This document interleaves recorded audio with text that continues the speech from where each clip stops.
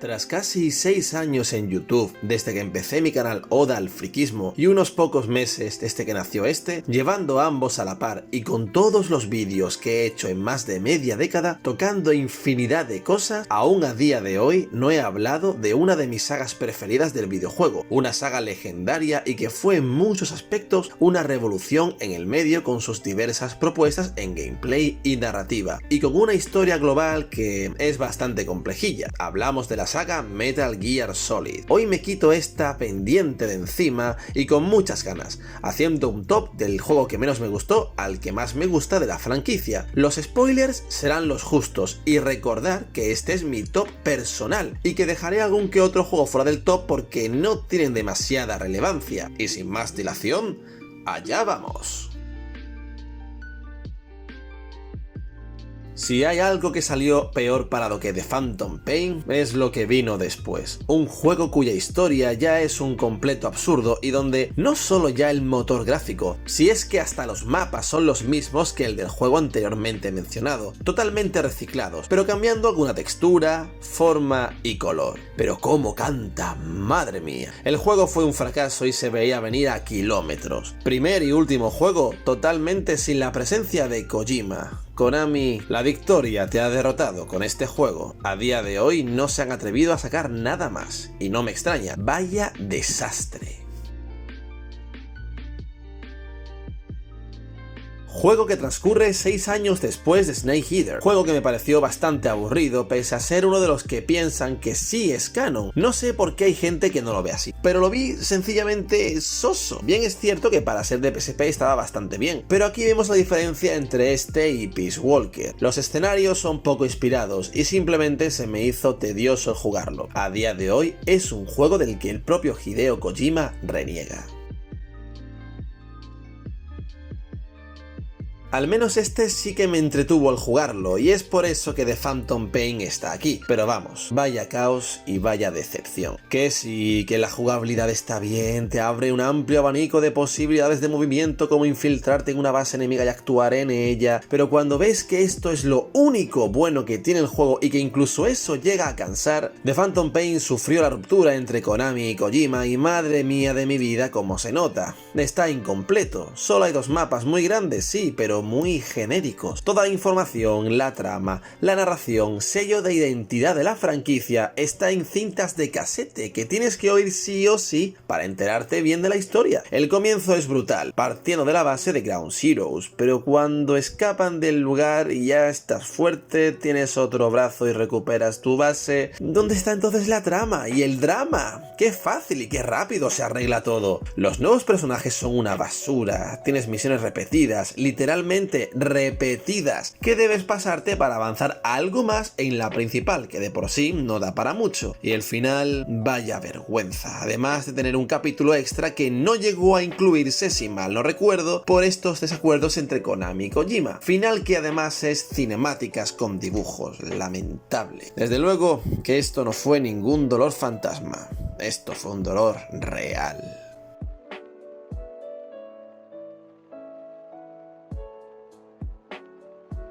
No me malinterpreten, no son malos juegos ni mucho menos y les debemos muchísimo. Fue la primera marca, el comienzo real de la franquicia, pero muchas cosas que se hicieron posteriormente lo superan con creces. Además que, aunque gráficamente la cosa ha avanzado mucho, estos juegos no han envejecido demasiado bien. Como dato, si quieren jugarlos, en la versión Subsistence de Metal Gear Solid 3 pueden jugarlo. Yo lo jugué en su versión HD de la colección de Play 3 y a ver, están bien, pero sin más. Hablamos de unos juegos de los 80 y principios de los 90. Juzguemos las cosas en su contexto, pero solo por lo que fueron hay que honrarlos y al menos echarles un ojo, además de ser canon y ser tenidos en cuenta en juegos posteriores.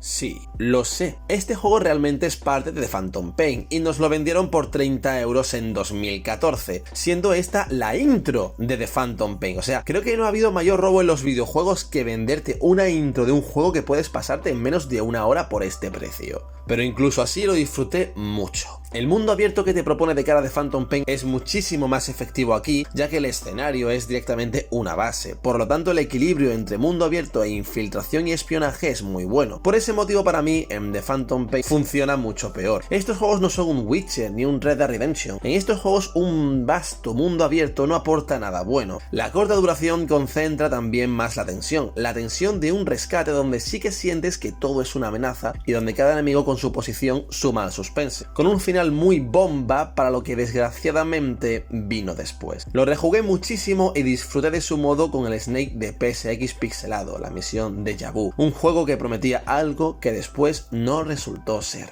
Subida y caída en picado.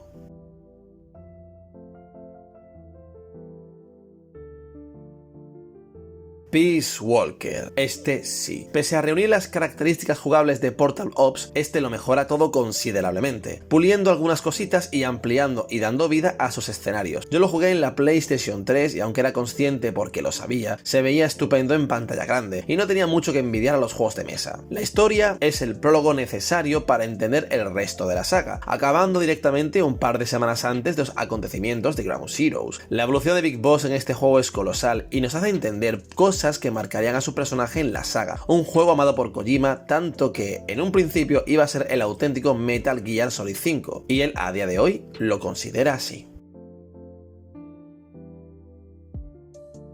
Para mucha gente en su momento este juego fue la troleada máxima, y es que Kojima, entre muchas cosas, siempre ha sido una persona algo bizarra, algo esperpéntica, jugando con el jugador, valga la redundancia, y troleando, y así ha sido durante la saga, un genio loco y envuelto en su locura, y la canallada que hizo aquí con Snake y Raiden fue, y es, mítica en el mundo del videojuego, pero después se puede ir olvidando cuando vemos una evolución progresiva en base al Metal Gear Solid de Play 1, y un juego que al final se vale por sí mismo y donde sus reflexiones filosóficas van cogiendo forma. El reciclaje de Ocelot como villano, aunque técnicamente no es Ocelot, y el por qué es el cuerpo de Ocelot es una cosa que me pareció en un principio horrenda, y a ver, a día de hoy me lo sigue pareciendo, pero cuando ves que este tipo de cosas son parte de la identidad de la saga, se le coge cariño. En algunos aspectos podría incluso parecer un remake encubierto del primer Metal Gear Solid, porque recicla muchas cosas, pero a la vez se siente nuevo, es una cosa muy rara y bizarra, con seriedad, pero también con un humor y una ruptura del juego tan absurda como, no sé si a día de hoy llamarlo inteligente, la verdad, pero Kojima está zumbao, y en este juego lo vimos claro.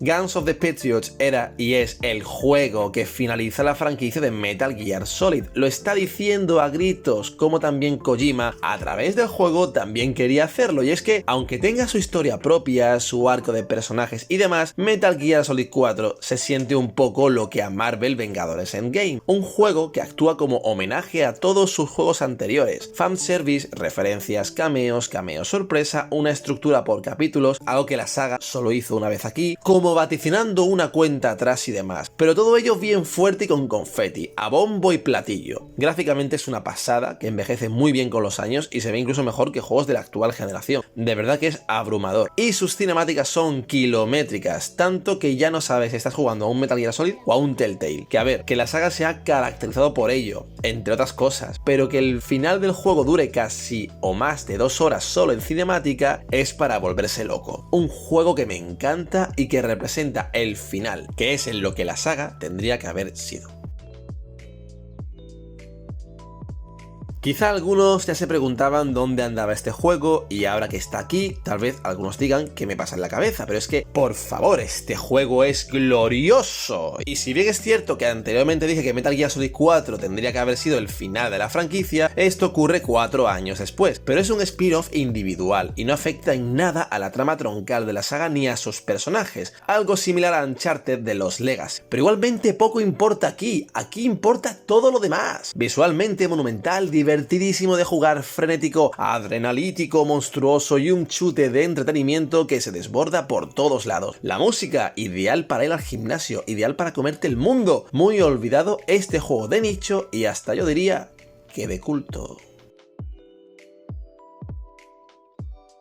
Lo sé, para un altísimo porcentaje este es el mejor juego de toda la franquicia indudablemente, y a ver, que lo tengo en segunda posición. Poco se puede decir de Snake Eater que no se haya dicho ya. Conocemos por primera vez a Big Boss y su origen, un tipo de gran carisma y que se hace con nosotros enseguida. El entorno de la vegetación, los trajes, el alimentarse para poder reponerte, otros personajes que se incorporan como boss y todo a lo que eso nos lleva, en uno de los momentos más emocionantes de la historia del videojuego, que nos lleva a otro de los momentos más bonitos de este medio. Su mezcla de James Bond con estilo propio, la muestra del mensaje antibélico llevado a otro paradigma, la crítica a cómo solo somos números en la sociedad, títeres sujetos a cuerdas y cómo Big Boss, al llegar a esta conclusión, quiere romper con todo. He visto posteriormente tramas que me han transmitido el mismo mensaje, como la cinta de 1917, y sigue siendo necesario a día de hoy, y básicamente hasta que el mundo se extinga del todo. Pero si no está Metal Gear Solid 3 Snake Eater en primer puesto es porque...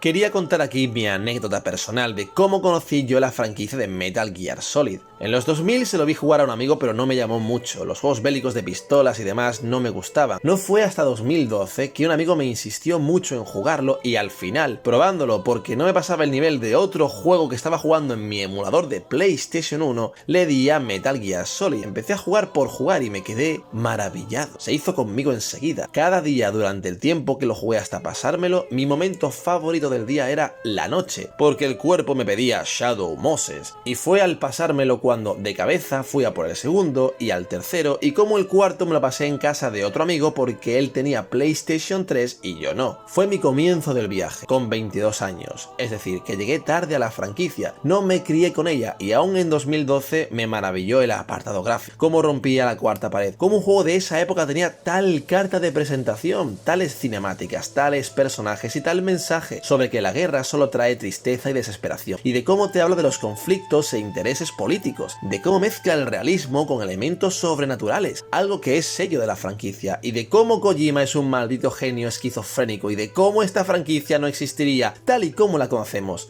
sin la mente que la moldeó y le dio identidad. Y por Dios, este mítico y acertadísimo doblaje al castellano que tiene, uno de los mejores que he oído en el medio en mi vida. Al habla Snake. Coronel, ¿puede oírme? Alto y claro. ¿Cuál es la situación, Snake? Si debo ponerle algún pero es en el apartado jugable, que puede ser algo tosco, pero eso, además de ser parte de la identidad nuevamente de la saga, nos fuerza al espionaje y lidiar con pocos recursos, lo cual también era divertido. Es una cosa que se ha pulido con los años. En fin, uno de los mejores videojuegos de la historia. A día de hoy no pido ni un remake ni nada, lo que pido es que la saga siga tranquila, como ya se la dejó tras el lamentable Survive, y se la recuerde por todo lo que nos dio y lo que significó en el medio y en las vidas de aquellos que la hemos jugado y vuelto a jugar. Metal Gear Solid, la saga bélica que nos habla de lo absurdo que es la guerra, de cómo todo el mundo que es partícipe dentro de ella acaba tocado de la cabeza y cómo no merece la pena el desgaste de balas para acabar con vidas humanas, de cómo esa no es la salida para conseguir un mundo mejor. Y bueno gente, esto es todo. Si os ha gustado el vídeo, dadle un like, suscribíos y por favor dejadme en caja de comentarios cuál es vuestro top personal de la saga de Metal Gear Solid, que iré respondiendo de uno a uno quien escriba su comentario y de una forma sana, sanota. Un saludo y nos vemos en el próximo vídeo. ¡Hasta luego!